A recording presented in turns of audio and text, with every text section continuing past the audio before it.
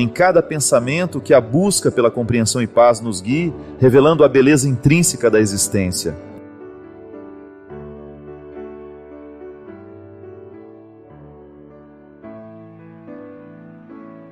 É honesto reconhecer que todos nós morremos antes da hora, por causa da vida que levamos. Eu não falo da vida biológica, porque morrer, todo dia a gente está morrendo. Nasceu, já começou a morrer. Parece dramático, né?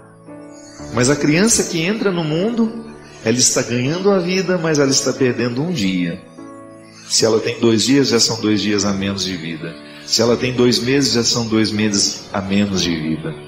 Isso não pode nos desesperar, né? Mas eu falo da outra morte, que pode acontecer dentro de nós, mesmo quando o corpo está cheio de vitalidade, e você identifica que apesar da vitalidade do corpo, o espírito já está empobrecido demais, mergulhado em misérias, mergulhado no que há de mais rasteiro. Mergulhado não, né? Porque se é rasteiro, não dá nem para mergulhar, né? Nessa cultura que nos nivela tão por baixo, meu Deus. Porque a dor é a mesma, minha gente. É a mesmíssima. Dói no rico, dói no pobre, dói no preso, dói no livre, dói no amado, dói no odiado. As realidades humanas são sempre as mesmas. Nós carecemos das mesmas coisas. Nós carecemos das mesmas realidades, dos mesmos aconchegos. Então é sempre muito bom a gente ter a oportunidade de parar um momento do nosso dia e conversar com alguém que nos entenda. É o que aqui a gente acredita. É fácil a gente morrer sem saber que está morrendo. Basta você não refletir. Basta você não colocar a vida como se fosse um jogo de cartas todos os dias à noite em cima dessa mesa. Essa mesa imaginária onde você joga. A vida é jogo. O tempo todo eu estou fazendo escolha, qual é a carta que eu trago, qual é a carta que eu descarto, qual é a canastra que eu resolvo fazer, né? O que eu coloco ao lado, o que eu vou ajuntando. E ao colocar-se diante do Senhor em audiência particular, você pede o dom de reativar a sua ressurreição, de nunca se esquecer de renascer diariamente, para que você continue dando conta da vida, para que você continue dando conta de ser quem você é. E se você está cansado, eu estou sem condições, Padre, de hoje abrir uma picada nova no matagal da minha vida. Acredite na palavra de Jesus que lhe disse: vinde a mim, todos vós que estáis cansados, carregados de fardos, e eu vos darei descanso.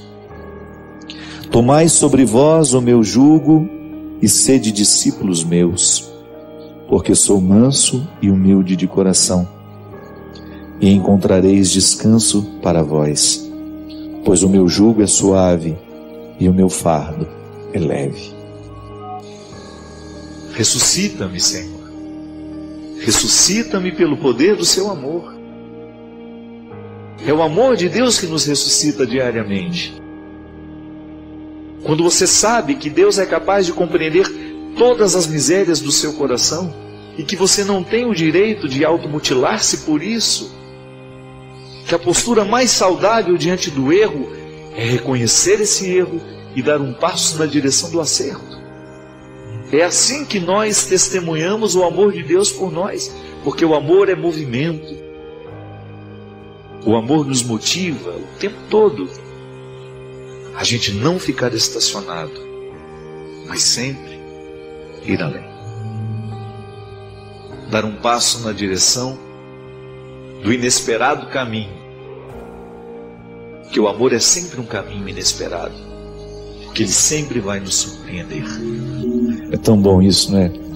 Quando você começa a conversar com alguém que, mesmo sabendo que você tem defeitos, começa a falar das suas qualidades. Você já experimentou o poder terapêutico de uma palavra motivacional? De alguém que por um instante lhe faz esquecer tudo o que foi fracasso na sua vida e começa a lhe conduzir através da palavra, do argumento. Que isso, que bobagem. Você tem tantos valores. E começa a abrir estradas diante dos seus olhos que até então sozinho você não via, porque você só tinha condições de enxergar os seus erros. Você só tinha capacidade de perceber a vida que não tinha dado certo. Você estava impossibilitado de enxergar futuro, só via passado. É tão natural a gente ser arrancado de nós. Às vezes o outro com uma atitude grosseira nos arranca de nós. Às vezes o outro com a sua traição nos arranca de nós, nos retira da centralidade, né? E eu preciso descobrir o que me devolve. O que me ajuda a assumir essa postura centrada? O que nesse contexto de tanta morte me proporciona a experiência de reviver? Expulse tudo aquilo que possa ser nocivo à sua vida. Não permita que cresça no seu coração qualquer semente que venha provocar um processo de morte em você. Ah, padre, eu estou tão sofrido porque eu fui traído, aconteceu isso, aconteceu aquilo. Não permita. Não jogue água nessa semente. Não jogue água nos seus ódios, não jogue água nos seus ressentimentos. Não jogue água nos seus pessimismos. Deixe que morram secos todos os sentimentos que possam ser contrários àquilo que Deus quer para você. Jesus abre estradas no coração de quem permite. Eu não sei o que você já sabe sobre você. Quais são os caminhos que você já investigou, das suas possibilidades, da sua personalidade, do seu jeito de ser. Ainda que você já tenha 90 anos, nunca é tarde para você perceber quais são as estradas que você ainda precisa trilhar. Esse é o maior desafio, minha gente. E esse é o primeiro sucesso que nós precisamos desejar na vida: ser bem quem a gente é. Explorar com honestidade as nossas possibilidades, considerando todos os limites que fazem parte da nossa vida. Agarrar-se nessa corda que se chama misericórdia divina. Agarrar-se firmemente nessa corda que se chama graça de Deus na nossa história. A nos ajudar a domar os nossos excessos, os nossos defeitos. E receber essa ressurreição nossa de cada dia. E você pode começar a antecipar essa santidade hoje, pedindo a Deus a graça de também ter um coração eucarístico, pedindo a Deus a graça de hoje também receber essa presença que transforma, que modifica, que lhe faz ser melhor. Não é? A gente não perder o tempo. O tempo é muito precioso. Hoje, quantas horas eu vivi em torno do que realmente é importante? Quanto tempo hoje eu dediquei da minha vida para a minha transformação? Seja através de uma reflexão, seja através de uma atitude, seja através de uma leitura, de uma palavra. Ressuscita-me, Senhor. Todos nós necessitamos dessa ressurreição. Eu não sei o que é que na sua vida hoje pode significar morte. Pode ser que seja a morte mesmo de alguém que você ama, que retirou a alegria do seu coração. Pode ser que seja uma decepção que esteja aí, doendo tanto no coração. Pede a Deus hoje que venha lhe ressuscitar. Peça a Deus hoje que venha lhe ajudar a atravessar esse mar que está ameaçando invadir a sua terra prometida. Não permita que sua terra prometida seja invadida. Esse é o jugo.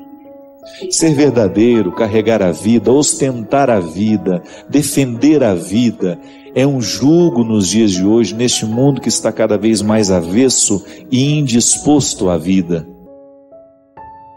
O jugo de Jesus é este: é você ser verdadeiro, é você ser honesto, é você não abrir mão de tudo aquilo que promove a vida nos dias de hoje. Mas tem uma coisa: quando nós assumimos esse jugo, Ele mesmo nos liberta. É o jugo que nos liberta.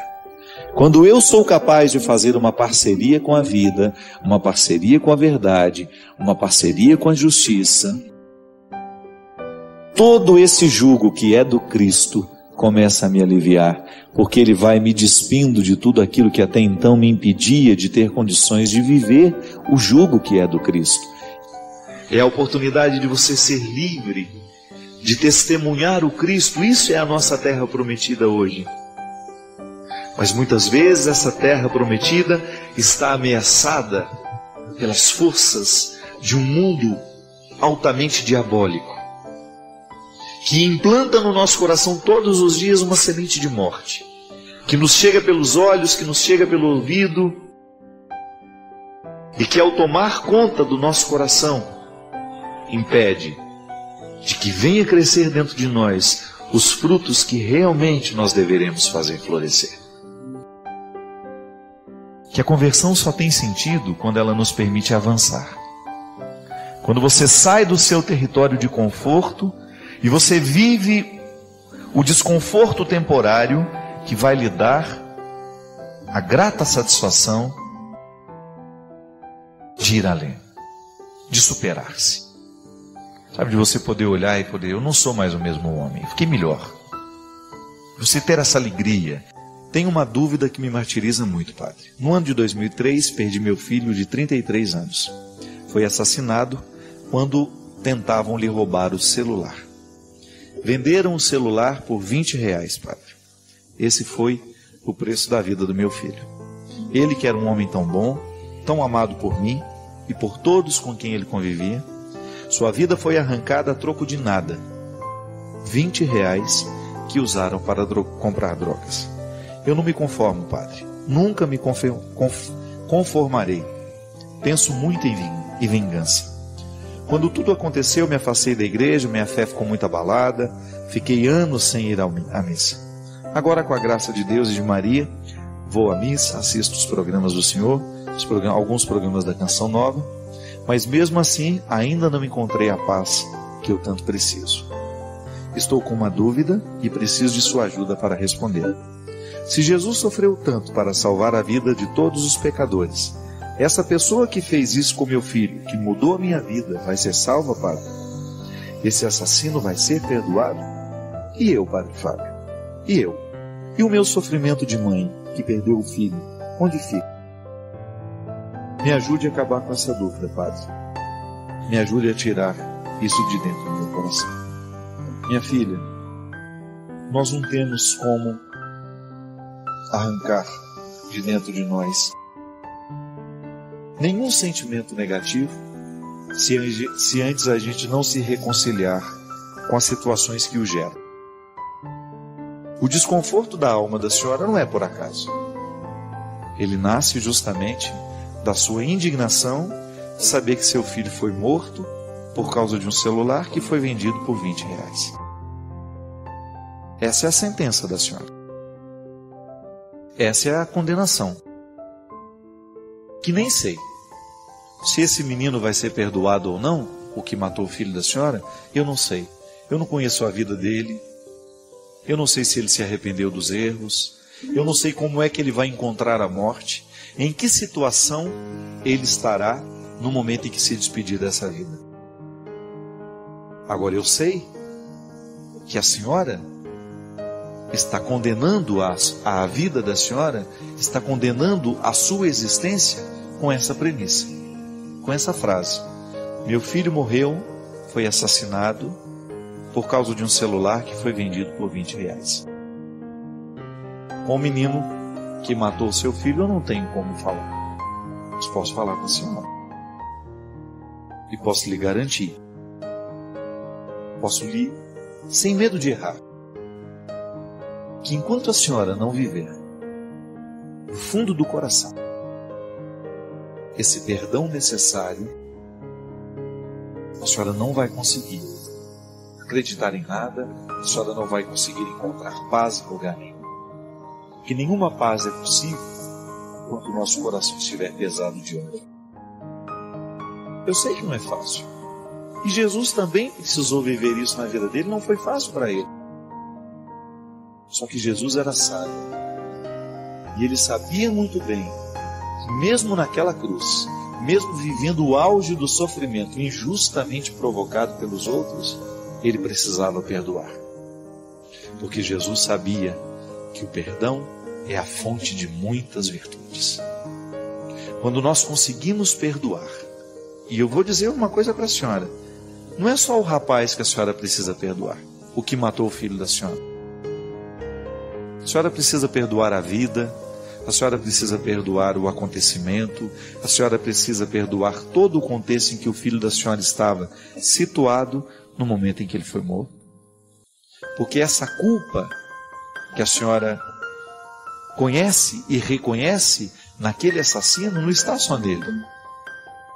A senhora acabou esparramando isso em muitas situações e a senhora deve saber muito bem disso, porque quando nós identificamos um culpado, aquele mal-estar acaba atingindo a nossa vida inteira. Tanto é que o assassino nem deve saber do que ele provoca na senhora ainda hoje. Agora, a senhora está com a arma apontada para a cabeça da senhora. E a cada instante a senhora dispara. Porque odiar é uma forma de se matar aos poucos.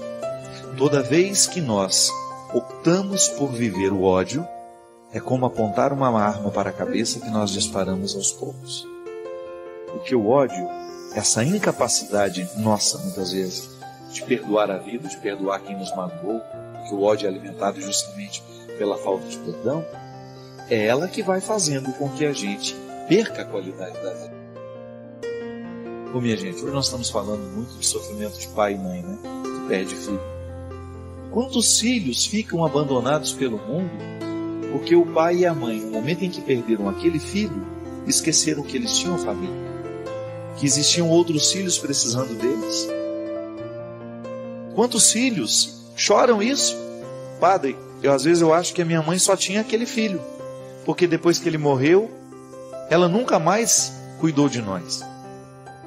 Ela mergulhou tanto no seu sofrimento, padre, que ela foi incapaz de olhar para nós que ficamos. A Vânia, quando perdeu o Gustavo, que era o filho mais velho dela e do Caião, menino cheio de vida, estava indo de férias, passar férias no Mato Grosso. Aquele menino bonito, cheio de vida, que ela se despediu ali de manhã, à noite estava morto. Eu me recordo que o Alessinho e a Thaís e o próprio marido, Caião, foram fatores determinantes para que a Vânia reencontrasse o sentido da vida. E esta foi uma sabedoria que nasceu da própria experiência cristã que ela vive, que a Vânia é uma mulher cristã. Ela é apaixonada por Jesus. Eu vi de perto o seu envolvimento com o cristianismo. É fundamental ali.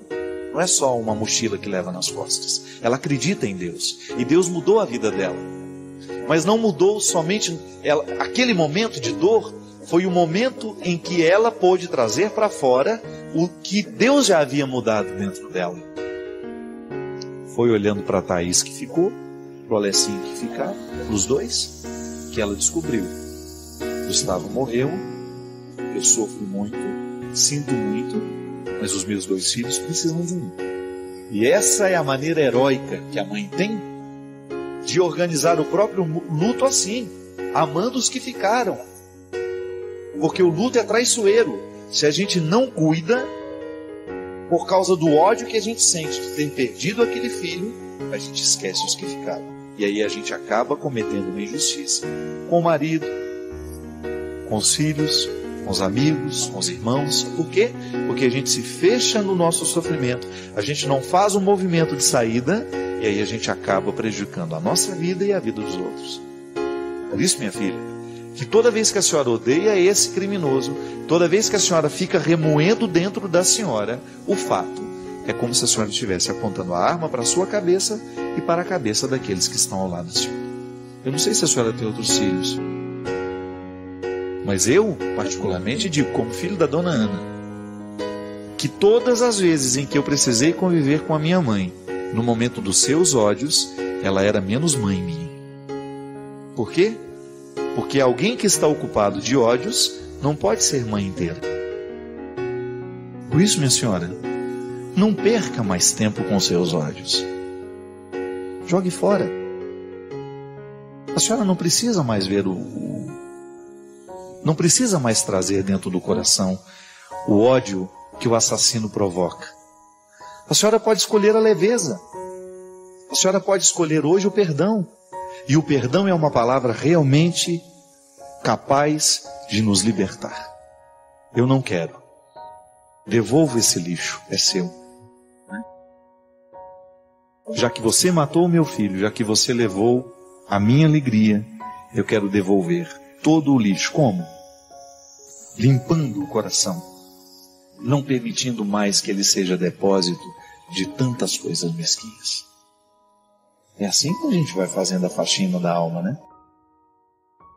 Que eu preciso fazer, que você precisa, porque de vez em quando alguma coisa de errado vai acontecer, não vai ser de acordo com as nossas expectativas, alguma coisa não vai ser de acordo com os nossos sonhos, com aquilo que a gente esperava que fosse.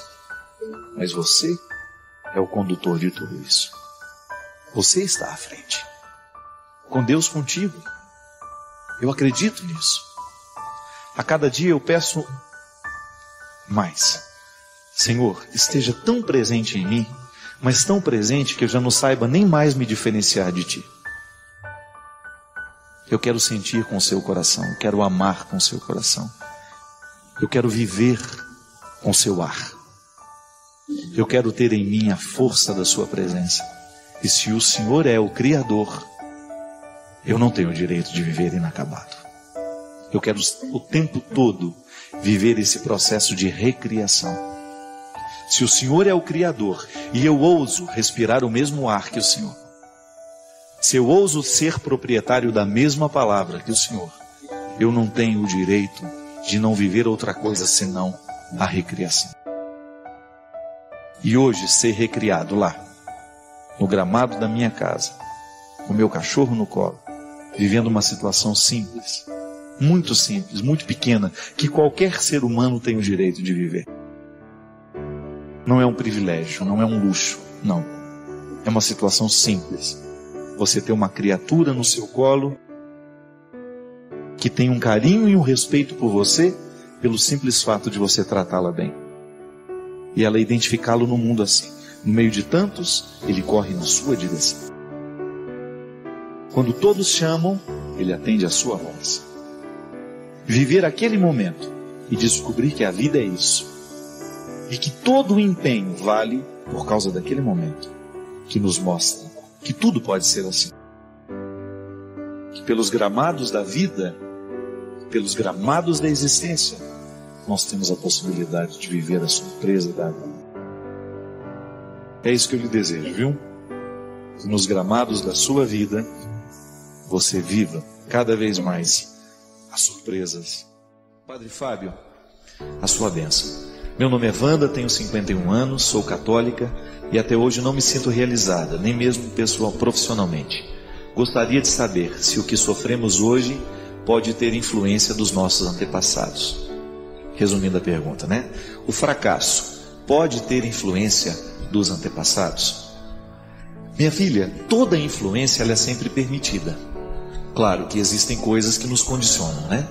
À medida em que a gente vai sendo educado, a gente vai recebendo as marcas do pai, da mãe, das pessoas que tiveram mais influência sobre nós. Isto é antepassado, né?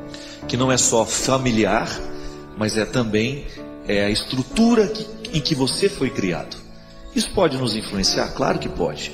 Nenhum ser humano é por acaso. Nós somos frutos dessa construção aos poucos, né? Nós somos frutos como se fosse um quebra-cabeça que vai sendo montado. Agora, como é que nós podemos corrigir dentro de nós essas influências? Eu particularmente já já encontrei muitas pessoas que não conseguem ficar amigas da própria história que teve. São pessoas que se negam o tempo todo. Gente, o passado, ele tem que servir para nos orientar para uma vida boa hoje. A gente às vezes já tem que fazer a pergunta, né? O passado é que me pertence ou sou eu que pertenço ao passado? Quem é que administra quem? Sou eu que estou administrando o passado ou é o passado que está me administrando? O grande problema da influência dos antepassados, e sobretudo as negativas, porque a gente só lembra as negativas, né? Dificilmente você vê uma pessoa celebrando os antepassados com alegria. Pô, foi tão bom aquele tempo, a influência daquele avô, a influência daquela professora. Geralmente a gente se recorda das influências que foram ruins, porque o ruim é aquilo que está fora do lugar, né? Então, reconciliar-se com este passado é tão importante, porque o dia de hoje, ele depende dessa reconciliação. Eu gosto, já dei esse exemplo aqui uma vez, vou voltar a falar disso. Eu não suporto papel jogado dentro do carro. Eu sou quase neurótico com isso, né? O meu carro está sempre com tudo dentro do lugar, porque aquilo me irrita. Você entra dentro de carro, organizador de evento, então é uma tristeza. Você entra, tem 400 mil cartazes lá dentro, você não tem nem como entrar a pessoa. Ainda quando põe aquele cachorro com a cabeça para fora, que ele é pior ainda, né? Um carro desorganizado, um quarto desorganizado, vou dar o exemplo do carro. Se eu entro dentro do meu carro e existem coisas jogadas ali, tem uma garrafa d'água que eu tomei semana retrasada. A bichinha está jogada ali no canto, não teve uma boa alma para tirar e jogar fora. Aí tem uns chicletes que você chupou, mastigou 300 vezes, 400 vezes, você gruda ele debaixo. Tem gente que faz isso. Amanhã eu continuo ele. Tira, guarda, amanhã você continua. Tem prestação vencida de 4 meses atrás, está lá dentro ainda. Você pagou, naquele dia que você pagou, você não tirou do carro. Começa a lembrar. Tudo aquilo que está dentro do seu carro que é antepassado. Faz parte de um tempo que não é hoje. Minha gente, é impossível a gente se sentir bem num ambiente que está marcado por descuido, por situações que já deveriam ter sido cuidadas. Eu não dou conta de ver uma garrafinha de água que já foi bebida há mais de 4 dias atrás e ela ainda continua vazia, julgada ali no lugar onde deveria estar limpo. Na nossa vida afetiva é a mesma coisa, não é diferente. Se a gente não organiza os sentimentos de hoje, é bem provável que daqui 3, 4 meses isso venha nos fazer mal. É como a digestão, a gente tem que fazer a digestão emocional também das coisas. A influência do antepassado sobre nós, ela vai acontecer à medida que a gente não der um jeito na limpeza dessa história, entendeu? Como é que eu poderia, por exemplo, me sentir condicionado por aquilo que o meu pai fez de errado na vida e que repercutiu dentro de mim? Não é meu caso, estou dando um exemplo. Digamos que você teve um problema, o seu pai apanhou demais do pai dele e trouxe essa marca para o jeito dele de ser seu pai. Então você viveu essa marca negativa. Olha, minha gente, a pior coisa que tem é quando nós nos acostumamos com os nossos defeitos. Quando a gente já não tem mais disposição de mudar. Aquela pessoa que feriu a vida inteira, que foi grosseira a vida inteira e que não admite a possibilidade de ser dócil. Quando ela vive para machucar todo mundo que está do lado. Você conhece gente assim? Ou às vezes você reconhece que você é assim? Ou aquela pessoa invejosa que não é capaz de ver absolutamente nada de positivo no que o outro faz, só fala em primeira pessoa o tempo todo, eu fiz isso, eu fiz aquilo, e não consegue reconhecer valores no outro, só é capaz de abrir a boca para apontar os defeitos. É terrível quando nós descobrimos que nós assumimos uma postura mortal. Porque isso é terrível. Uma coisa é você ter um pecado, você cometer uma atitude pecaminosa. Outra coisa é você se transformar num pecado. E muitas vezes isso acontece. Quando eu me transformo numa pessoa que tem como combustível o pecado. Eu só ajo a partir do meu pecado. É o meu pecado que me impulsiona. É aquilo que a gente dizia. É quando nós percebemos que Deus já não está tendo mais chance na nossa vida. Quando nós percebemos que nós já perdemos, que já estamos longe do objetivo que Jesus colocou diante dos nossos olhos, que é a vida de santidade. O que é a vida de santidade? Vida de perfeição, mas o que é essa perfeição? É a harmonia interior que todo ser humano precisa ter para ser leve no dia a dia, para dar conta da vida, para ser capaz de conviver com as pessoas sem julgar nela todos os espinhos que fazem parte de nós. É igual o porco-espinho, né? O porco-espinho sabe que ele tem espinhos pelo corpo. E cada vez que ele se aproxima, é a primeira coisa que ele solta, é o espinho que tem. Nós muitas vezes agimos assim. E aí nós nos transformamos no pecado que a gente comete. Isso é terrível. É por isso que a gente precisa ter essa simplicidade. De todos os dias a gente voltar a tomar consciência de quem nós somos. O que nós estamos fazendo com aquilo que nós somos? Quem a gente pode ser? E o que a gente está fazendo para poder chegar àquilo que a gente pode ser? Lembra que a gente falou que era um processo? É como uma caminhada. Eu estou aqui, preciso chegar aqui. Eu tenho metas, eu preciso ter metas. Eu não vou chegar aqui se eu fico parado o tempo todo aqui. É por isso que nós temos, não importa o tanto de defeito que a gente tenha. O que importa é o que a gente está fazendo com os defeitos que nós temos. É isso que vai distinguir uma pessoa das outras. Eu que vivi o tempo todo, né? Boa parte da minha vida eu vivi dentro do seminário. E eu posso dizer para vocês da minha experiência pessoal. Hoje, com a vida que eu estou vivendo hoje, com tudo aquilo que me aconteceu, com tudo aquilo que Deus me permitiu viver e experimentar, eu olho para algumas posturas minhas do passado que eu me envergonho. Eu fico muito envergonhado. Eu fico pensando, oh meu Deus, como é que eu consegui agir daquele jeito? Como é que eu consegui acreditar que aquele jeito de ser era correto? Como é que eu podia descobrir, como é que eu podia conceber um jeito de ser padre, um jeito de ser seminarista, um jeito de ser religioso naquela época? E hoje, minha gente, eu não tenho medo mesmo. Eu preciso dessa coerência. Eu preciso buscar o tempo todo esclarecer diante do meu contexto, que não é fácil. Eu tenho um contexto de vida extremamente complexo. Tem muita gente ao meu redor. Eu trabalho com muita gente. E nós precisamos o tempo todo clarear as nossas intenções. Graças a Deus eu estou rodeado de pessoas que estão muito comprometidas com o meu jeito de ser padre. É o jeito que eu tenho de sobreviver, de não cair, de não me perder. Mas você também vive a mesma dificuldade que eu. Num contexto diferente, numa realidade diferente, mas você também precisa ter a sua coerência. Como pai, como mãe, como irmão, como filho, como amigo. Não há ser humano neste mundo que esteja livre de buscar essa coerência. Toda vez que você quiser acessar a Deus, acesse-se. A única pessoa que pode, de fato, colocar um obstáculo entre você e Deus é você. Sendo você um lugar onde Deus habita, da mesma forma como Ele me habita. Ele é tão grande que Ele habita todos os lugares, sem perda, sem estar mais, sem estar menos. Você poderia dizer, Padre Fábio, mas Ele está mais no Senhor do que em mim. Não. Ele está na mesma proporção. Ele está inteiro em mim, está em você.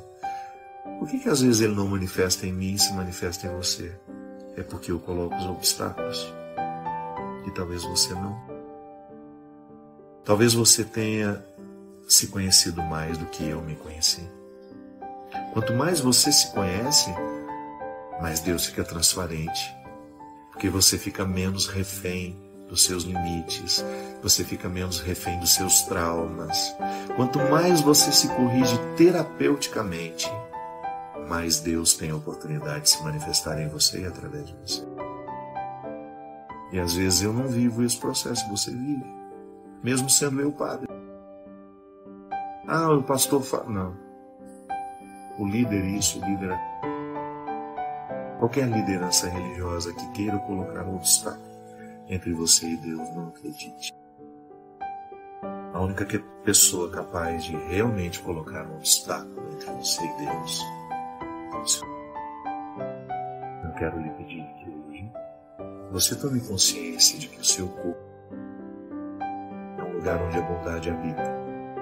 Mesmo você tendo sofrido tanto, mesmo você já tendo provocado tanta maldade no mundo, você continua sendo o território da bondade, casa da bondade. Permita que a bondade visite o mundo através do seu corpo. Amanhã, quando você for trabalhar, quando você for encontrar as pessoas, permita que as pessoas encontrem a bondade através de você, em você. Permita que Deus ande pelo mundo através do seu corpo. Permita que Deus cure o mundo através dos seus gestos. Pense nisso. Nesses braços, nessas pernas, nessa boca, nesses olhos, nessa cabeça, Deus mora. Isso é lindo, minha gente. A gente viva isso. Nós somos um instrumento da paz. Nós somos um instrumento do amor. Nós somos um instrumento da verdade. Fazei-nos, Senhor, mas nós já somos. Só precisa acordar essa vocação que está em mim, que está em você. E volto a dizer, sempre que você for visitado, visitada pelo pessimismo, de achar que Deus prefere o outro, prefere estar no outro a estar em você, recorde-se desse dia, dessa noite. Deus não escolheu sair de nós. A escolha de Deus é sempre permanecer em nós, para que permanecendo em nós, Ele possa andar pelo mundo com as nossas características. Isso é lindo. Deus tem uma forma muito particular de estar no mundo, através das suas características. Deus visita o mundo através da sua idiosincrasia. Deus visita o mundo a partir do que é próprio seu. Então, há detalhes dele que eu não posso mostrar ao mundo. Só você pode. Não se despreze, lembre sempre disso. Há uma face de Deus que só eu posso mostrar ao mundo. Há uma face de Deus que só você pode revelar. Não perca essa oportunidade. Que o Deus Todo-Poderoso derrame sobre os nossos corações, sobre as nossas vidas, a sua bênção. Ele que é Pai, Filho e Espírito Santo. Obrigado pela companhia, obrigado pelo carinho e até uma próxima oportunidade. É sempre um prazer compartilhar estas experiências com você. Deixe seus pensamentos na caixa de comentários, inscreva-se para mais conversas significativas e ajude-nos a espalhar a luz compartilhando este vídeo.